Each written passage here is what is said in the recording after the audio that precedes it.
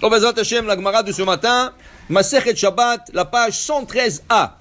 La Gemara ici parle d'une personne qui enlève ses habits vendredi soir ou samedi midi et il veut le plier. Est-ce qu'on a le droit de plier les habits? Rashi explique ici, quand on plie les habits, la ligne devient plus forte, la ligne de pantalon ou la chemise. Alors la ligne, elle se renferme et c'est comme en kilométaknam, comme s'ils les avaient repassé Shabbat. Ça a l'air. Parce que tu le vois à la ligne, tu vois de la ligne droite. Dit la Gemara, Amre de Rabbi Yannai, dans la maison d'études de Rabbi Yannai, on a étudié, Lo shanu ela badam echad. Tout d'abord, quand tu plies les habits Shabbat, quand c'est permis, c'est rien qu'une personne, pas deux personnes, un qui l'aide à l'autre. Parce que deux personnes, le pli va être plus beau encore. Un, deux. Il dit ici, ou be'adam echad, nami lo amran, ela bechadashim. L'habit est neuf, ou il vient de revenir du dégraissage. Alors la ligne est bien tirée, elle est bien visible. Alors ça, il n'y a pas de problème. Une personne, chadash ou dégraissage, aval beishanim lo, vechadashim nami, lo amran ela belvanim. Aval bitzvuim lo. Et même quand ça vient du dégraissage, et ce neuf, par exemple, c'est seulement si c'est lavan, des habits blancs. Parce que la ligne est le moins visible par rapport à un habit colorié, noir, rouge, ou n'importe quoi, où tu vois la ligne qui est plus foncée. Velo amran, elo shelo malachlif.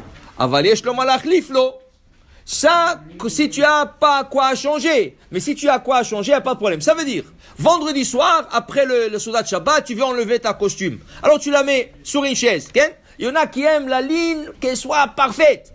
Alors lui seul, il va plier un peu, il va la poser, mais pas commencer à tirer et mettre la ligne. Il y a aujourd'hui comme une petite presse.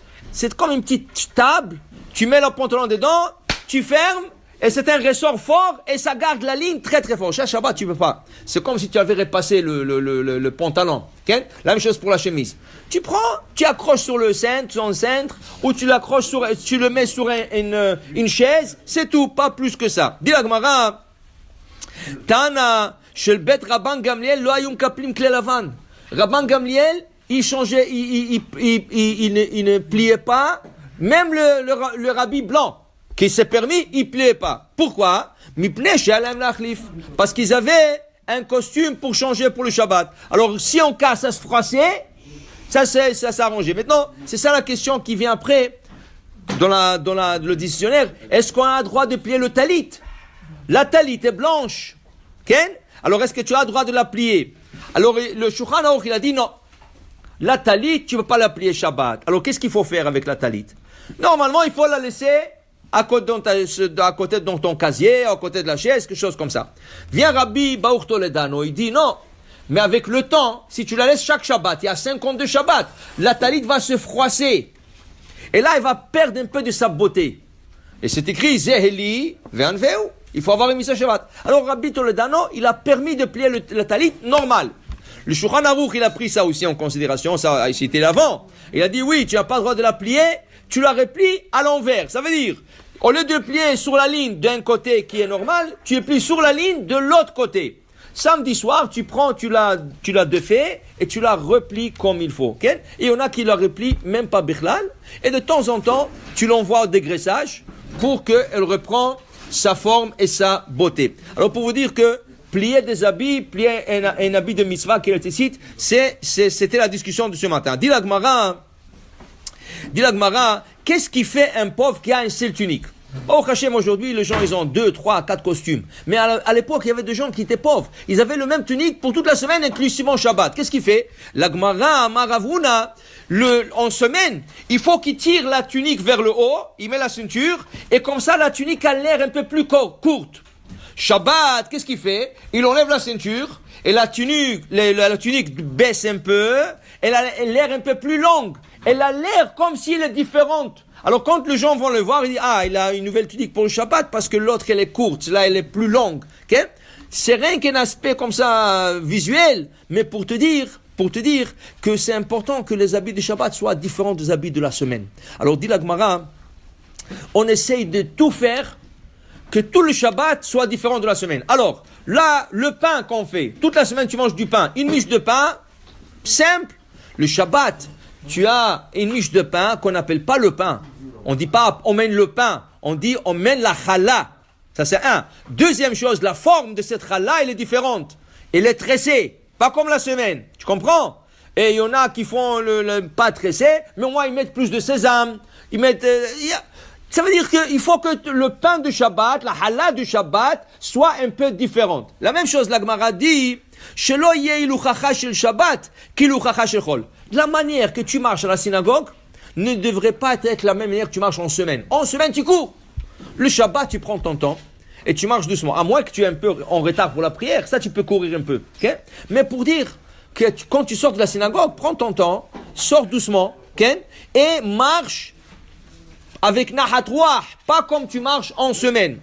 3, dit la Gemara, Daber Davar, le parole de Shabbat. Quand tu vois quelqu'un dans la rue, qu'est-ce que tu dis? Bonjour, hi, how are you? Okay? Tu dis, Shabbat, tu dis pas hi, tu dis pas bonjour, Shabbat Shalom. Shabbat Shalom, on dit, okay? Alors l'autre, il te répond, Shabbat Shalom Vorach. Pour distinguer la manière de parler le Shabbat. Le Shabbat, on ne parle pas de paroles profanes. En semaine, tu racontes ci, ça. En Shabbat, tu parles du vrai Torah. Tu changes. Okay? Alors, pour ne pas que ça soit comme la semaine. Alors, tout ça pour dire, on essaye d'honorer le Shabbat. Okay? Pourquoi? Parce qu'il faut que le Shabbat, on le distingue, on montre qu'il est différent. Et c'est important pour nous, nos habits et nos enfants. Il y avait une fois, en Israël, quand il y avait la Aliyah des Russes, il y avait beaucoup de Russes qui sont rentrés en Israël. Il y en a qui disaient qu'ils sont juifs, il y en a qui savaient même pas qu'ils sont juifs. Il y a un, il est venu au Beddin, de grands rabbanim, un grand Beddin rabbanim, tout ça, il est venu au Beddin, il leur a dit, écoutez, je pense que je suis juif, parce que ma mère est juive, j'ai le passeport, mais je pense que mon père était Cohen. Alors le Dayanim, ils lui ont dit, Cohen? Comment tu sais que ton père était Cohen? Je ne sais pas. Alors il y avait le Dayanim, ils ont dit, mais comment? Si tu viens de dire que ton père est Cohen, tu dois avoir une preuve. Il dit, je ne sais pas, j'étais petit. Après le père a disparu quelque part. Alors il y avait un Dayan Chacham là-bas. Il dit, rappelle-nous, parle-nous quelque chose que tes parents faisaient pour qu'on voit vraiment si c'est Cohen. Il dit, je ne sais pas, j'étais petit, mais je me rappelle une chose de mon enfance. Je me rappelle quand ma mère nous disait, c'est une fête, Pessah, Shavuot, tout ça, c'était interdit de pratiquer ces fêtes. Mais ma mère nous disait tout ça. Je me rappelle toujours que ma mère achetait de nouveaux paires de sochettes à mon père. Le Dayan il a dit, monsieur, tu es Cohen. Pourquoi? Il dit, parce que les Ashkénazes, ils font Birkat Kohanim que pendant les 3 fêtes. Pessah, Shavuot, Sukkot. Ils ne font pas chaque jour, ni le samedi. Que Pessah, Shavuot, Sukkot. Comme ce père devait monter au Dukhan, pour qu'il ne monte pas au Dukhan avec de sochettes trouées, sa femme, lui a acheté des sochettes. Le petit, il a retenu tout ça. C'est rien qu'est-ce qu'il a retenu. Mais regarde, ça l'a sauvé. Comment il a trouvé qu'il est déligné de Kohanim. Tu comprends? C'est important. Alors, tu t'habilles le Chvot Shabbat, tu manges le Chvot Shabbat, tu parles comme Shabbat, tu imprègnes ton entourage, tes enfants, ta femme, et tout avec l'esprit de Shabbat. Bon, Adonai Le'olam. Amen ve Amen.